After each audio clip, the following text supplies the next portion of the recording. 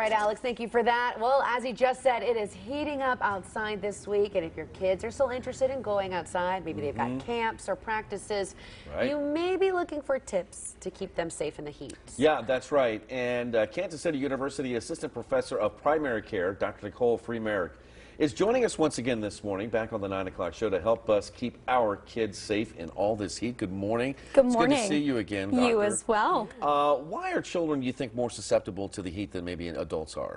So historically, we've always thought that they just don't regulate their bodies as well to cooling, whether that's sweating or their body surface ratio area to mass area.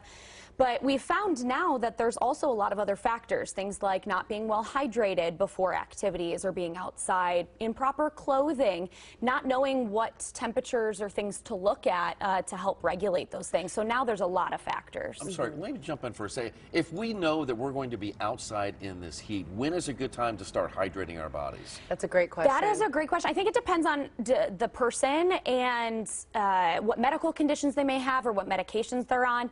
I usually say if you know you're going to be outside for a long period of time, at least 24 hours in advance. But I always tell patients, never doing that at 8 p.m. the night before, because then otherwise if you don't sleep well because you're up all night going to the bathroom, that's not going to help you either. That is a good point. And so what are some signs to look out for when it comes to heat exhaustion or heat stroke, and how should adults respond? Absolutely. I think some symptoms you can worry about, of course, we worry about sunburns, that visible excessive sweating outside of maybe what you're used to normally seeing your kids have. Then I think we can kind of progress more to maybe they're feeling a little dizzy, they're complaining of nauseousness, and then we start to go more into they're kind of walking funny, they're not acting right, maybe they're falling asleep just kind of sitting there, or the more severe symptoms like passing out or you know, more worried things. And I think the number one thing we need to worry about is, especially in a sports setting, is making sure that we have that emergency action plan in place and knowing what those steps are. What's the best way to know if it is too hot outside? I mean, are there ways to figure that out? Yeah. Absolutely. The first and foremost is always, you know, listening to your weather people that are telling you exactly what's going on acutely. But I think we classically just pull up our weather apps and we look at what's the temperature today. And I think in an athletic setting, we actually use something that includes the sun and surface response, which is called a wet bulb globe temperature. But a great layperson opportunity is to look at the heat index actually on your apps.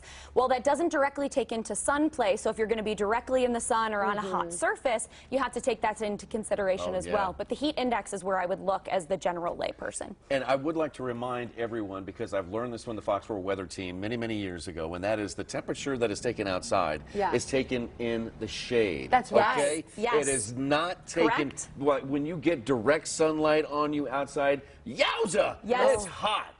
Yes. Super hot. And that's where that wet bulb globe temperature comes into play, which is generally more available to people like athletic trainers or athletic directors in an athletic setting. Not as much often available on an app. But those take into play the sun and the surfaces around you. Now look, it can be hard for kids to drink water. Yes. You know, they may be wanting to reach for the soda and whatnot. So how do you keep them hydrated? Absolutely. One of my favorites was using like a flavored water, adding fruits to the water is a great way to do that. Gives them a little bit of something to drink. And then if you know you're going to be outside a long time or they're going to sweat a lot, using those low carbohydrate, low sugar electrolyte drinks can also be helpful in moderation. Okay, so you would say like sugar-free electrolytes that you pour in there. We talked about this too, right? I think so. Yeah, those can help. Absolutely, yeah, and it helps encourage kids to help drink that water as well. It gives them that continued hydration. Yeah. All right. Well, it's great to see you again. You as well. Thanks for your tips. And stay cool outside. Absolutely. Today's going to be a scorcher. Absolutely. Yep. Make sure the kids know what signs to look out for, because it can sneak up on you, even on adults too. Sure can. Thank you for that. Of course. We appreciate you.